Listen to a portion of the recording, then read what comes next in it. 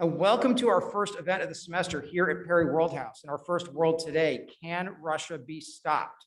And this is a very timely discussion with Russia potentially moving into Ukraine at any moment and Russia supporting the government of Kazakhstan as political unrest overtook the country. And we're delighted to have two incredible speakers to have a great conversation about it. Ambassador Sandy Vershbow is a distinguished visiting fellow at Perry Worldhouse. He's also a distinguished visiting fellow at the Atlantic Council. He served as Deputy Secretary General of NATO and U.S. Ambassador to Russia, among a number of other high-level diplomatic positions. Trudy Rubin is a visiting fellow at Perry Worldhouse and the World View columnist for the Philadelphia Inquirer and a member of the Inquirer's editorial board. They're both incredible members of the Perry Worldhouse community and genuine experts on the actually enormous crisis happening right now. And so let me turn it over to Sandy and Trudy to start the conversation. And Sandy, you're welcome to start your opening remarks. Thank you both. Thank you.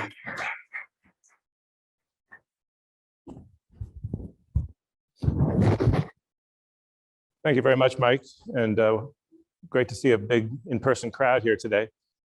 I'm very happy to be here as a distinguished visiting fellow at Perry Worldhouse and to share the stage with my old friend and colleague, Trudy Rubin, who shares my fascination and frustration with Russia.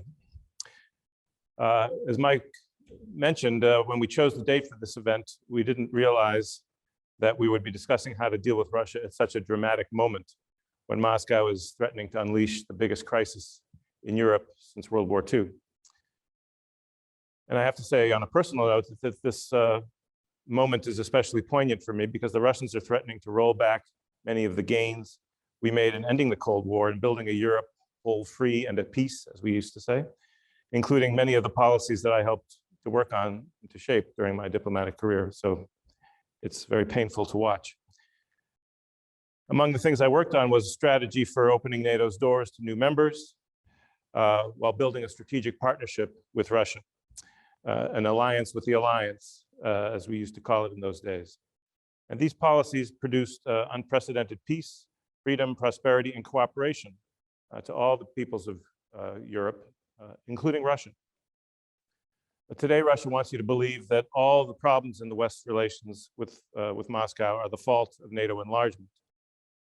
But I would insist that the record shows, and a lot of it's now declassified, shows that we and our allies made an extraordinary effort to reach out to Russia as a partner and even as an ally in those exciting days. Bill Clinton and other Western leaders in the 1990s decided to open NATO's door to new members, not to contain Russia, but to consolidate democracy and economic liberty in Central Europe and to prevent future Yugoslavias. We really didn't know how the breakup of the Soviet Union was going to go. So NATO adopted policies specifically aimed at addressing Russian concerns about the military implications of an expanding NATO, that there would be no nuclear weapons and no stationing of substantial combat forces on the territory of new members. And these assurances are still being honored, you might be surprised to hear, even after Russia's first invasion of Ukraine in 2014. So where are we now? I think the first thing to keep in mind is that the current crisis was entirely fabricated by President Putin. There is no threat to Russian security from NATO or from Ukraine today. Certainly nothing that could justify the 127,000 troops on Ukraine's borders that are poised for the attack at any moment. This is much more about President Putin seeking to avenge what he claims are 3 decades of US and NATO efforts to weaken and encircle Russia, to promote popular rebellions or color revolutions in neighboring states, and to deprive Russia of its great power status, which is a narrative that is far removed from the facts. Now, Ukraine is still at the center of this crisis, not because of any security threat that it poses, but because its very existence as an independent state threatens Russia's ability to roll back the changes in Europe toward the end of the Cold War and to resubordinate sovereign countries like Ukraine to Russian domination.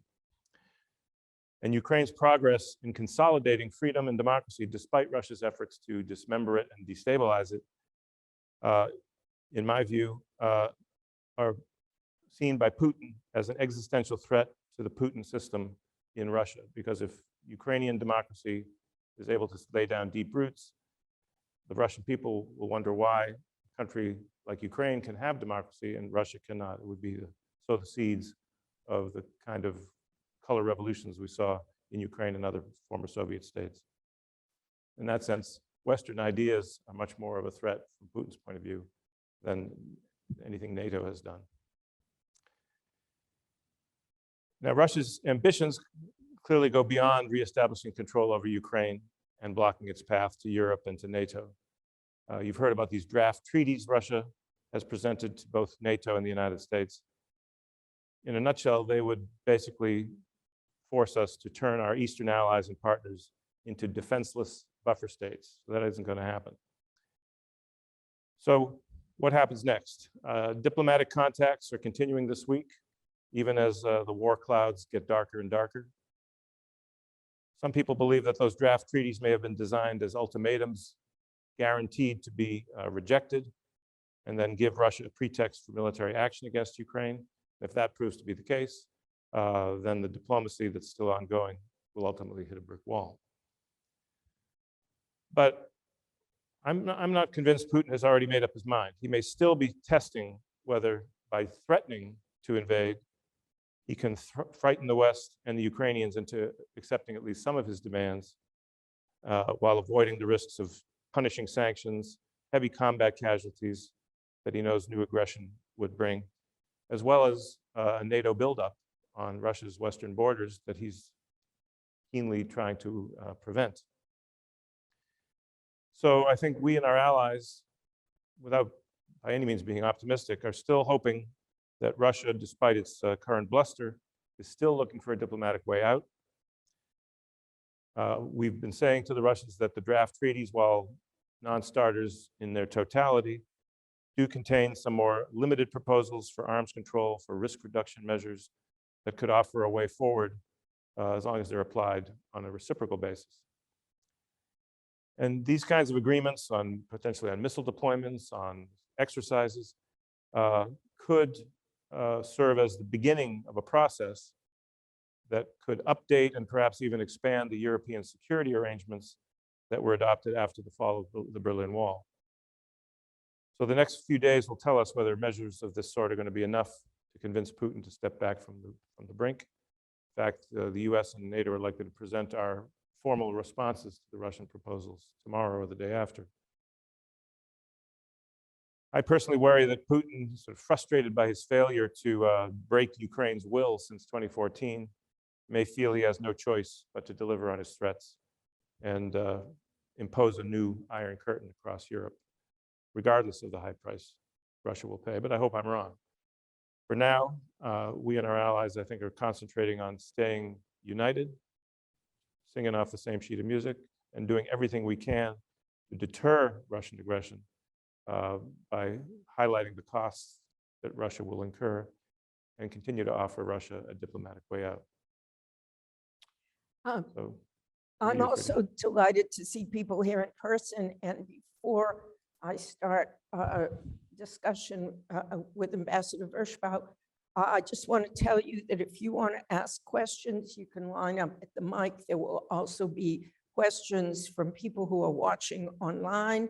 And once the question period starts, we'll take a couple of questions from here and then go to online and so forth.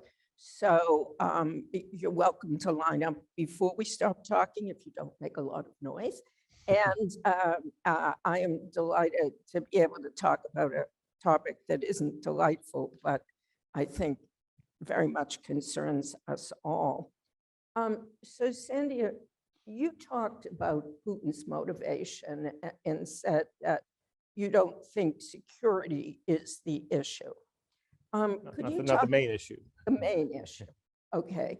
Could you talk a bit about Putin's psychology?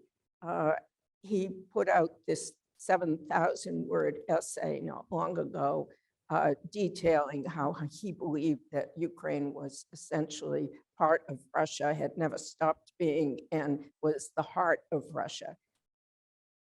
Do you think Putin believes that, and this is motivated by his emotional desire to reunite Russia, or is it simply geopolitics and he wants back the aura of Soviet power and a divided Europe? Well, I think all these factors are at play, and it'd be scary to actually go into Putin's brain and see how they interact with each other. But clearly he wants to restore the Russian Empire. When he says that the collapse of the Soviet Union was the greatest catastrophe of the 20th century, he really means it. And at the same time, I think he does believe what he put into that so-called historical essay, that Ukrainians and Russians are part of the same people. And I think he's even more convinced that Ukraine's existence as a sovereign state is kind of an accident of history, or a crime of Joseph Stalin. This is a case where he's not trying to uplift the memory of Stalin, but blame him for creating a state that should never exist in the first place. So I think that's what's driving him. But I think what I said in my remarks, the fact that this country is not only resisting Russian domination and diktat, but actually having the nerve to succeed in establishing Western democratic institutions, beginning to deal with corruption, makes it even harder for him to control. So he may feel that Ukraine is slipping from his grasp, and now is the time to reel them in, rebuild the empire, prevent this challenge to the Russian system, the Putin system, from laying down deep roots right on Russia's doorstep. And he thinks, of course, that the West is manipulating Ukraine, using Ukraine, encouraging these anti-Russian, pro-Western tendencies as part of this conspiracy to encircle and weaken Russia. That he definitely believes. I saw that when I was ambassador, when there was this terrible terrorist attack in Beslan in 2003 or 4. His explanation was not that these are Islamic radicals, but that somebody, meaning the United States, was trying to take a piece out of Russia, and we're not going to let that happen again. And so he had his forces attack a school, even though it killed hundreds of students and parents. Yeah, a botched rescue operation, which he changed the subject and turned it into the evil West, as he frequently does. Well, given, I mean, Beslan is a good example, as is Chechnya, that Putin is willing to send his troops to kill civilians without any qualms. Or we could take a look at Syria, where Russian planes mercilessly bombed hospitals and any place where people were meeting. So the willingness to use brutal force is there. But when you look at the situation, even though these troops are surrounding Ukraine, I want to ask a couple of questions about what you think is possible for Russian forces, given your experience both as ambassador to Russia and as Deputy Secretary General of NATO. If Putin is looking at the map that his generals are showing to him, he knows that NATO is not going to put troops into Ukraine. And the 8,500 troops that the White House is talking about sending out to solidify the Baltics. Do you think that he would really dare invade on a huge scale, given that this would require occupation, that it would mean body bags sent back to Moscow? Is he bluffing about a big invasion and trying to scare Ukraine and NATO into meeting his terms? Well, I don't think he's blind to the risks, that there could indeed be Ukrainian resistance, even though their armed forces are, at the end of the day, outmatched by Russia. They would fight back, and they're a much better fighting force than 2014. And in 2014, they actually did pretty well after a couple months of reverses. So that's why I think he's massing such sizable numbers of troops. So if he's going to do anything, he will do it with a massive troop numbers, and hope to kind of race to occupy whatever the final objective is, whether it's Kiev or just taking over more of eastern Ukraine and establishing a pro-Russian, mini statelet. He's going to calculate that he needs to overcome the Ukrainian resistance in a matter of days. He can't let this drag on, and see casualties and body bags begin to undermine his political support at home. But we'll know soon enough if he's going to do anything. I tend to think that he's partly trying to intimidate and scare the West, and that the big invasion, while he's capable of doing it with the forces in place, or he will be within a few weeks of bringing forward the supporting capabilities and the field hospitals and other enabling capabilities.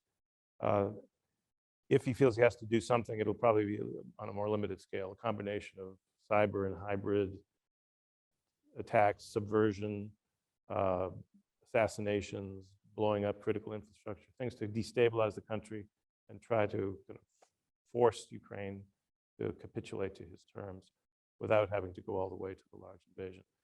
But this can happen in stages. If such a limited hybrid attack doesn't deliver that capitulation or any Western concessions, he can continue to escalate, doesn't have to make that decision at this stage. We can get to the question of whether the West is offering a big enough disincentive, and I will ask something, and I'm sure we'll hear from the audience. But I want to ask you, what are the stakes for NATO and the United States?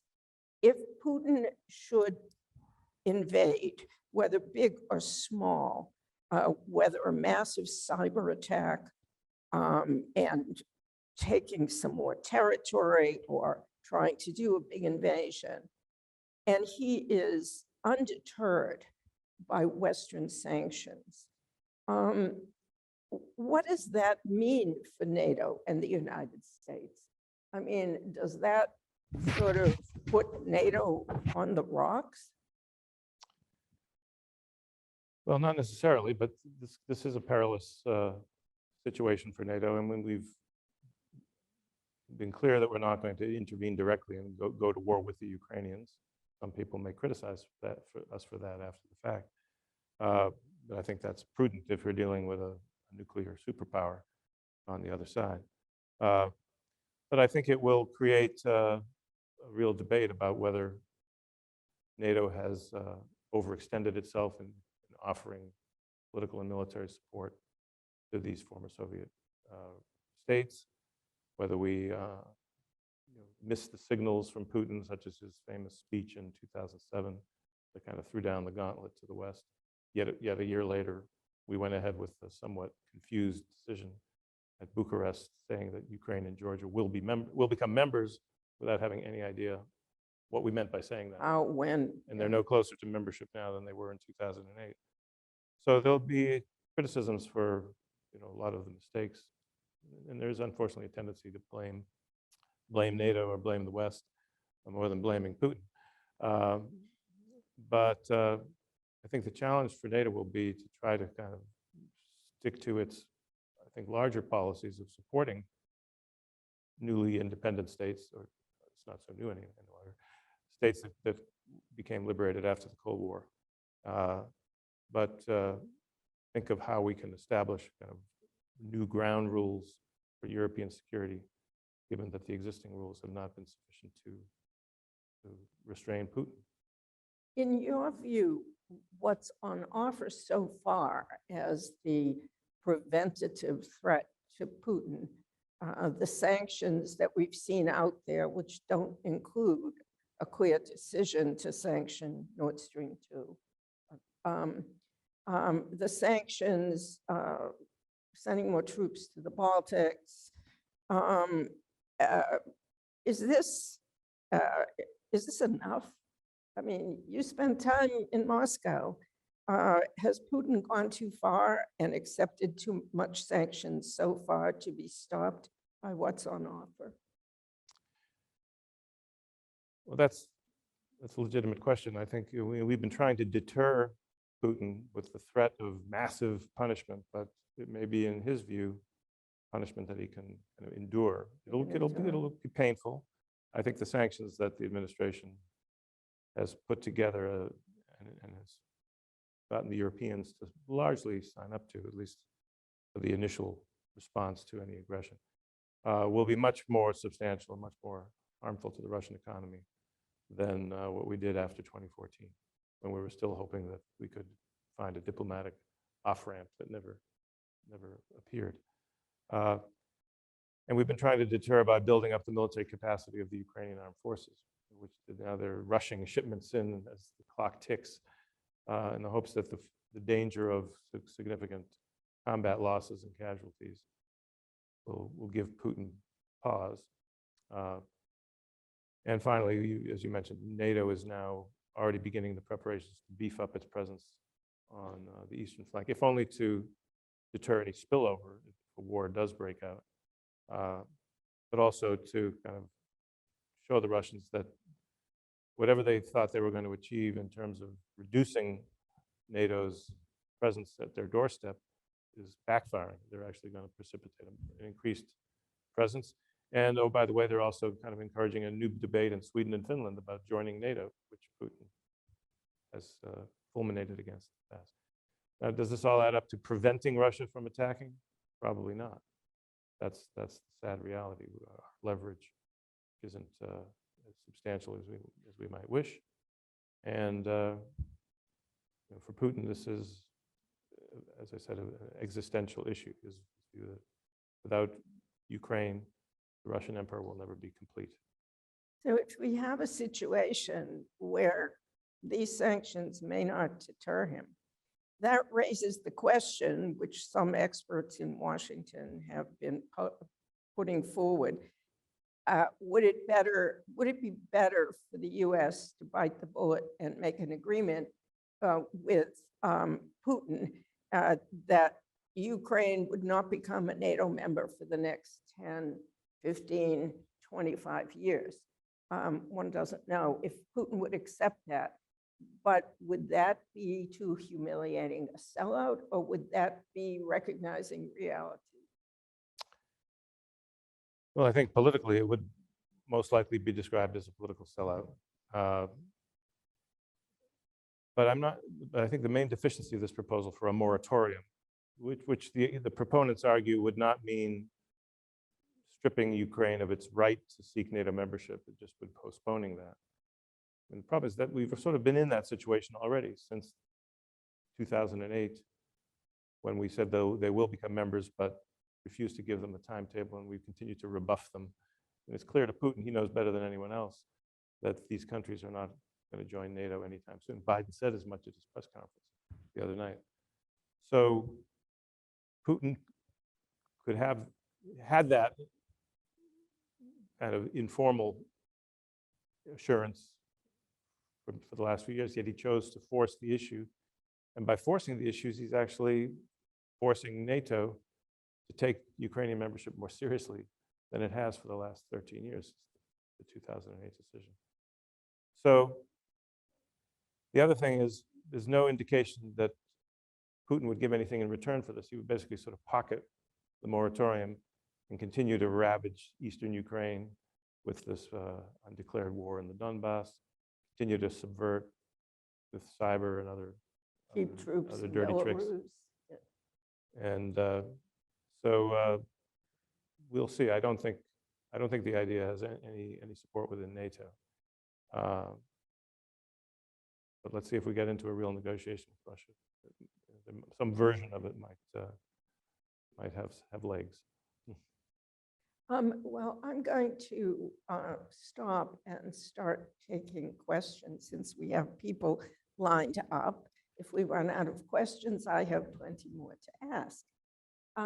So why don't we have the first two people one at a time? Just identify yourself, and please try to talk loudly and distinctly, because we all know how hard it is to be heard through masks. So first, the first lady, and then the second, and then we'll get to replies. Hello, Ambassador Vershbow and Ms. Rubin. Thank you so much for coming to speak today. I'm Joanna, and my question is as follows. So we see that Russia is making a lot of these consequential decisions in the middle of winter. I'm wondering what you think the chances are of Russia shutting down its pipelines. Speak to a the little rest- slower. It's a little hard to understand. Yes. Through the- I'm wondering what you think the chances are of Russia shutting down its pipelines to the rest of Europe during such a cold time, and what you think the chances are, or rather the impacts are, of the relationship between Germany and Russia. So just the impact on that relationship. What between Germany and Russia? I'm sorry. The last part of the question? And what will the impact be on the relationship between Germany and Russia? Okay, relationship. Okay. So masks are difficult. Okay. Next, we're going to do 2 questions at a time. Hi, thank you. Also, thank you for coming. My name is Beatrice, and I'm a graduate student in Russian and Eastern Studies. You briefly mentioned Putin's speech in which he said that the breakup of the Soviet Union was the greatest geopolitical catastrophe of the 20th century. I was wondering, some scholars, sorry, or might have argued that he was saying more that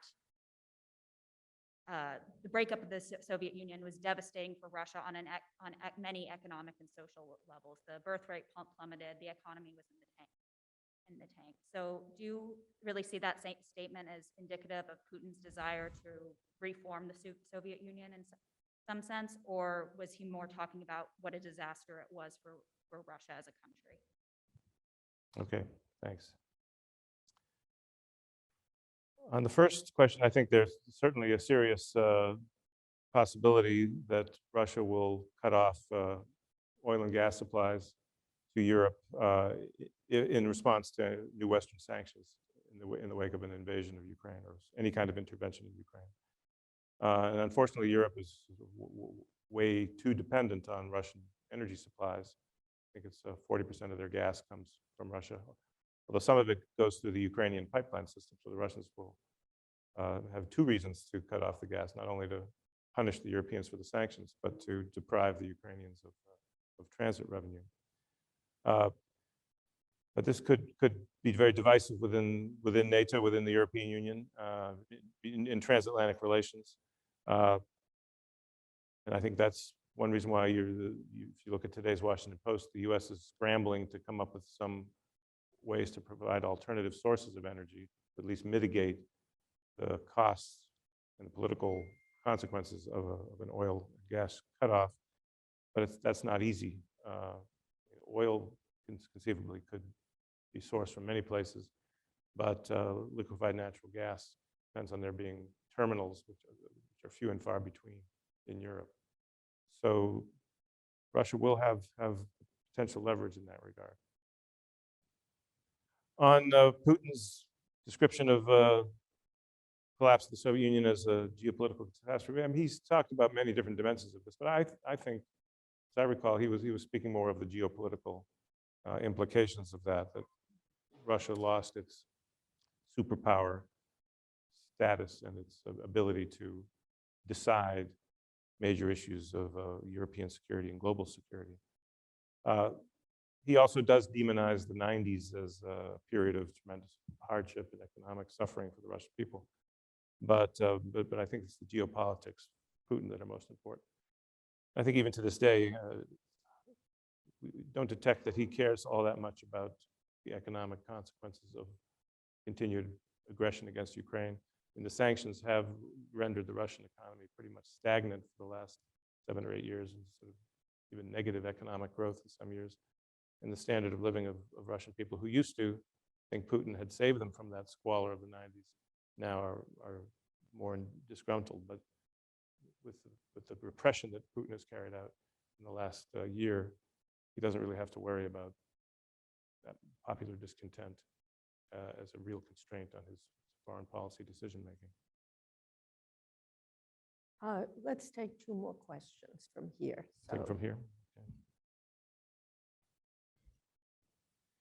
Hello, Ambassador. My name is Alex Schreier, a freshman in the college. Thank you so much for coming to speak with us today. I read a recent Financial Times article that said if Putin successfully had an invasion in Ukraine, China could be incentivized to do the same with Taiwan, possibly invade Taiwan. to what extent do you believe that China is helping or would help Russia in their cause? Okay, and the second question, we'll do them in pairs. Hi, thank you guys so much for coming. My name is Brandon Cannell. I am a second-year international relations student here at Penn. And I was kind of wondering if you could go a little bit more in depth on what the U.S. strategy in bolstering NATO commitment to mutual defense is in Europe, and if you believe that Europe is preparing adequately to respond to further escalations. Bolstering NATO support for Ukraine? Yes. Yes, yeah, okay.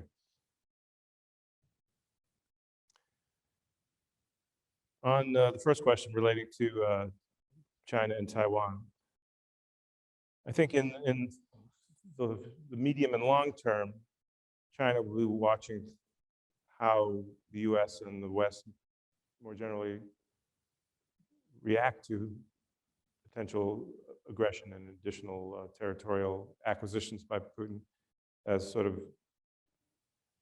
giving them a signal as to whether they can get away with some kind of move on Taiwan. But I don't think they're in a position right now to do that, and I think they believe that this is an issue where time may be on their side in the long term. But most importantly, I don't think the Chinese are likely to help or support the Russians. They'll kind of remain neutral, I think, if we and our allies get into a kind of conflict with Russia over Ukraine. They've been careful not to endorse the legitimacy of the annexation of Crimea, while I think there's technological cooperation and some arms sales in both directions. I think the Chinese will more likely try to keep their heads down. I don't think they want to put at risk what is still a partially cooperative relationship with the US and with the West more generally. And I think jumping into bed with the Russians would I think be a risky course that they would more likely avoid. Now, in terms of our strategy in bolstering the Ukrainian armed forces, I mean, this has been an ongoing strategy for several years, but I think as this crisis began to heat up earlier last year, there was, I think, growing support within the Biden administration, which was a bit hesitant when it first came in, didn't want to escalate the conflict any further than it already was. But as Russia clearly was not in any mood to de-escalate, there was decisions within the US government to ramp up support of mostly defensive weapons, with key capabilities that could impose significant costs on Russian invasion forces, particularly anti-tank weapons, air defense systems, such as Stinger missiles, which are being shipped in larger numbers even as we speak. The aim not being to help the Ukrainians achieve the capabilities to defeat the Russians, that's an impossible task, but to sufficiently raise the costs of any invasion that the Russians would prefer to choose a political way out. And so we'll see whether this is sufficient. As I was saying in response to Trudy's question, we don't necessarily have huge leverage coming from this, but I think the Russians are they are worried about casualties. A war with Ukraine is clearly not popular among Russian people, according to opinion polls, which there are still reliable opinion polls in Russia. It's very different from Crimea, which was seen as kind of a glorious reunification of a historic part of Russia with the motherland. That kind of Crimea effect is not likely to happen, and all the more so if there are casualties. Now we have some European allies participating in this effort to train and equip Ukrainian forces, and the numbers are expanding as this crisis reaches a fever pitch. The UK has jumped in a big way with anti-tank systems and training programs. The Canadians have been doing training but very little equipping for the last few years.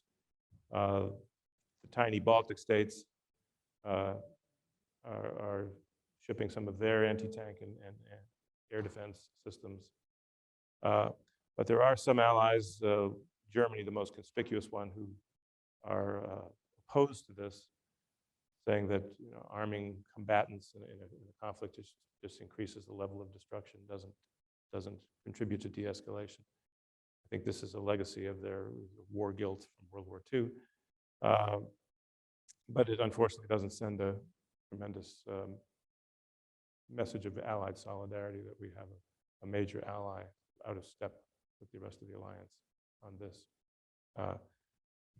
In a few cases, the Germans have actually blocked sales by other countries that use German technology, which they would have to license, or a purchase from a NATO agency where only with a NATO consensus can that agency sell arms to third countries. So it's an awkward situation, but overall more countries are jumping in with the US. We'll see whether it makes a difference. Thank you.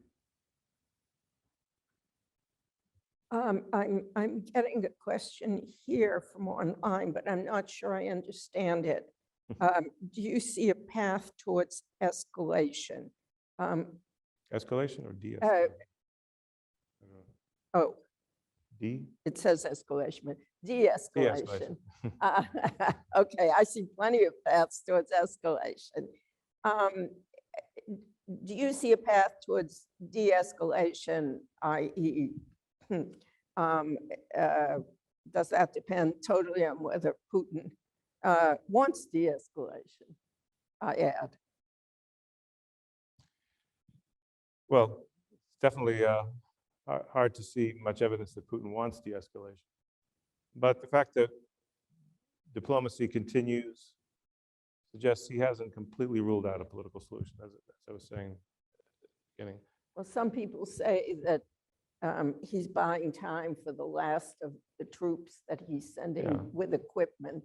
Yeah, to, but this time helps us in terms of getting a few more shipments of arms to the Ukrainians and getting our act together with our allies on sanctions. So it plays both ways in terms of who's playing for time.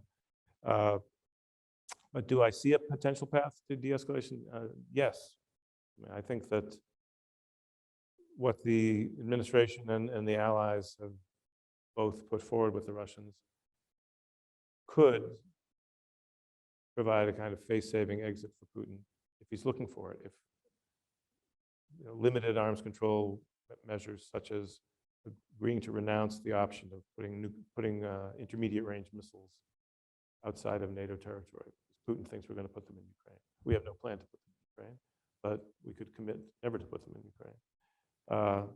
There could be other arms control measures that have been discussed for several years and never agreed, such as allowing Russian experts to visit these missile defense sites in Romania and Poland, which Putin claims could surreptitiously be converted to offensive missiles. So we could provide transparency that shows that there are no offensive missiles anywhere near those systems. So those kinds of things and measures to cut back on the size or the scope of large exercises in proximity to one another's territory. Again, if he's looking for ways to claim some partial victory, that could be the basis. The more important thing would be to use that as the basis for a broader discussion, kind of steer this away from a sort of endless military confrontation and sit down in the OSCE or some other forum to talk about the broader issues of European security. It might be another 3 to 5 year effort, but that may ultimately be what needs to be done. So we don't go through this cycle year after year. Sorry. Having watched, I'm going to just add in a point here, and then I'm getting back to another question from online and a question from here. But you've watched Putin for so long, and as an ambassador up close, many people claim, and I think there's certainly evidence on the ground to warrant the claim, that he only respects force. And so far, when it has come to an off-ramp, he has said publicly he's not interested in OSCE talks. He's only interested in direct US-Russian talks. It seems that he wants the US and Russia over Ukraine's head to sort of negotiate a new Yalta that splits up Europe. And he has shown,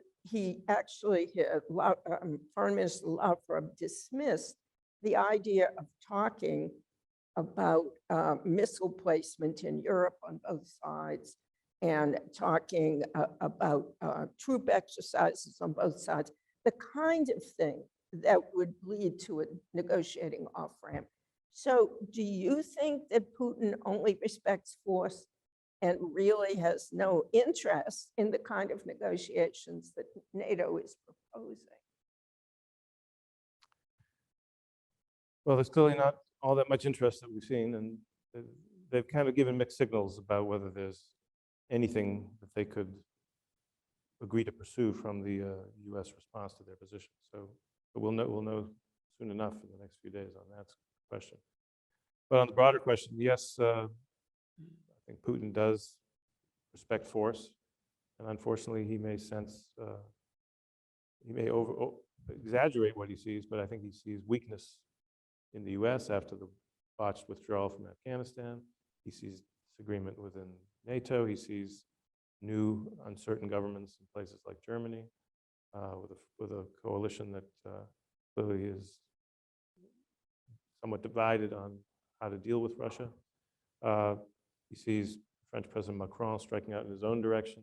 So these are kind of potential friction points in the alliance that Putin would definitely support, to try to exploit. So the challenge is, first of all, to convince him that we're not as weak as he thinks we are, and that is by presenting a united front. And I think the Biden administration, to its credit, has done well in rallying the allies, and presenting a pretty credible threat of Sandy, sanctions. could you just speak up a little for the upstairs? Okay. So, yeah, that mic doesn't seem to be doing its job.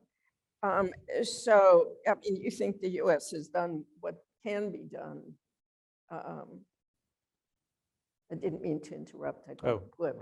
Oh, all right. Well, let me just raise a couple of questions, which I think can have fairly quick answers, and then we'll go to the floor for a couple.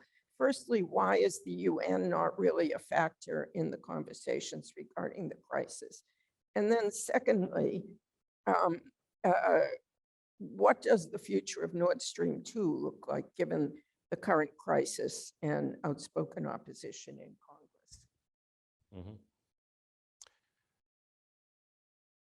Yeah, I'm actually puzzled why the administration or the coalition opposing this Russian invasion haven't gone to the UN. I mean, obviously, any action by the UN would be vetoed by Russia in the Security Council, but there may be possibilities within the General Assembly. I mean, the initial condemnation of the annexation of Crimea was by the General Assembly. So I think even if it has largely symbolic value, going to the UN and showing the Russians that they're isolated would be a smart thing to do, even now, before the invasion happens. Future of Nord Stream 2, I think if the Russians do launch some form of aggression, it will be either terminated or suspended by Germany. I think they've You think Germany, Schultz would do it they've been worn down by pressure coming from the US? From the US, but also from other allies. There's a few strong backers of Nord Stream 2 within the EU or NATO besides Germany. Now, if we get a reprieve and there is no new military action, then we'll have to go back to our bickering with the Germans over what to do. I mean, I think that's a strong case that even short of a Russian invasion, the Russians have been manipulating the gas market shamelessly in the last 6 months, which goes right against the understanding that Germany has with the United States to revisit Nord Stream 2 if Russia uses energy as a weapon. So whether Germany will fight back on that or will give in, I don't know. I would just add for the students here who are environmentalists, I think this is a classic case of Germany that tried to be environmentally forward-thinking and closed down almost all its nuclear reactors, going for zero. And so therefore is at the mercy of Russian gas pipelines. Germany's been and- getting and, over 50% of its energy from Russian gas. Yeah. So sometimes things don't work out the way you want. And wind has been very weak, apparently, in Europe for the past couple of years. Inga, question from you. Thank you, Trudy, and thank you, Ambassador, for being here. I was very interested in your early remarks, in your formulation about sort of the Clinton era history of NATO's expansion, and I think you said that you saw it as a way to bolster those emerging democracies in the new independent states in Eastern Europe. And my recollection at the time is that it did unnerve Russia. And I think there was briefly some suggestion that maybe Russia would become part of that security structure. In hindsight, how do you feel about that? And do you think that would have put us in a different place than we are now? Which we do too. And yeah, we'll take one more from Okay. down here. Thank you, and thank you, Ambassador, for joining us. I'm Chris Kajanowicz, second-year MBA at Wharton. I'm just curious what you think. You talked a lot about the concept of Russian empire.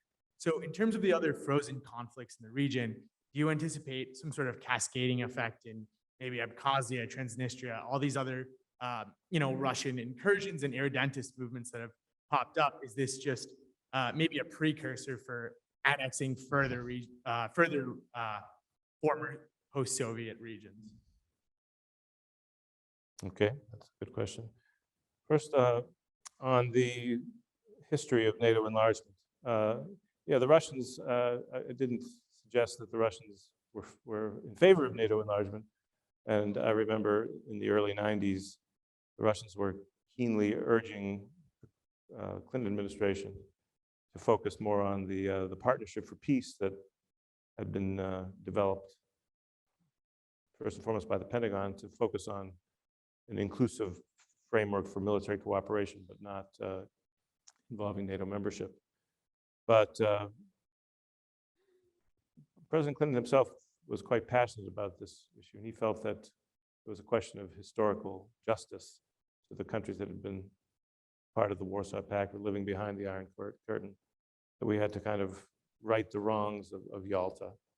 And so Clinton himself pushed this issue through disagreements within his own administration, and was instrumental in bringing other allies on board. But the policy said that Russia itself was eligible to seek NATO membership. And there was a period when some Russians actually thought that they should pursue this. I remember the most amusing moment I remember from my first assignment at NATO was when, this was at the end of 1991, when at the end of the first meeting of a North Atlantic Cooperation Council, the Soviet ambassador announced that he had to take his name off the communique because his country had just ceased to exist. And then 10 minutes later, a telegram came from Yeltsin saying, "I'm now the president of Russia and I want to be a member of NATO." So there may have been a moment when we could have done more than we did. But it was the Russians themselves who decided that membership was less appropriate than a kind of a special, unique strategic partnership. They didn't want to be lumped together with Albania and Croatia and Slovenia. They felt that Russia deserved kind of a special arrangement. Maybe that was a mistake on their part, or we shouldn't have taken no for an answer. President Putin started looking at NATO membership again in his first term, but nothing ever came of that. I just wanted to mention, we only have 3 minutes Oh, left. okay. So if you could be brief on that answer. I just have one more quick answer that I would like you to answer in just a couple of sentences, which is, what does Putin want to do? What is his end game? And that can be the end in a sentence after you Okay, answer the gentleman from the Well, mic. on the other question, are other frozen conflicts likely to heat up? That's possible, and I think Russia feels that by having troops on the territory of Moldova, of Georgia, now they have troops in Azerbaijan as a result of the Armenian-Azerbaijani conflict. They kind of can keep a lid on these popular rebellions. They just, as was mentioned at the outset, sent troops into Kazakhstan for a limited period of time to help put down a rebellion there. So I think the Putin repressive model, which is extending across the former Soviet Union, is a formula for continued upheavals. And Putin will continue to encourage other leaders to put them down by force. But I think it doesn't amount to a formula for long-term stability in the former Soviet space. But Putin prefers coercion to any other option. Now, on the final question, on what does Putin want? What's his end game? I think his end game is that he wants to bring Ukraine back under Russian control, which he will try. He's been trying to do that through this undeclared war in the east, through subversion, through economic pressures, and it hasn't worked. So I think the next step for Putin is to impose some formula of Russian domination by force, whether it's installing a new government, as the British intelligence report that was just released suggests, or by expanding Russia's footprint in Ukrainian territory and trying to influence internal political developments from there, or just basically capturing the current government and installing a new one. But that's what he wants. He sees Ukraine as slipping from Russia's grasp, and that time has come to either pressure the current authorities to capitulate or to find new political authorities for Kiev. And on that note, thank you so much, Ambassador Vershbow. And we have a couple of weeks of geopolitical thrills and chills to look forward to, and hope that it doesn't end for the worst. Thank you all for coming. And Mike, you had something to say? Thank you. Hope everyone joined me in thanking Sandy and Trudy for an unbelievable event. Thank you. Well, we all hope that war doesn't happen, but I can't say this made me more optimistic about that, sadly. And I hope that you all will join us next week for our next World Today, Tuesday, February 1st at 4 p.m. for Super Size Me, how massive UN summits advance policy agendas, with Lolita Jackson, Elizabeth Yee, and Coco Warner, with Professor Michael Weisberg moderating. They'll be discussing their experiences on the ground at COP26 and how negotiations work at large multilateral international events. And for Penn undergraduates, we hope that you will sign up for our information session on our undergraduate student fellows program. It'll take place tomorrow, Wednesday at 4:30 p.m. You'll have a chance to hear from some current student fellows and ask them questions about their experiences. As always, you'll be able to access a recording of this on our YouTube channel. You can find out about all the great events that we're doing on Instagram, Facebook, Twitter, at Perry World House. And we hope that you'll join us next time. Same bat time, same bat channel, Tuesdays at 4. Have a good day, everybody.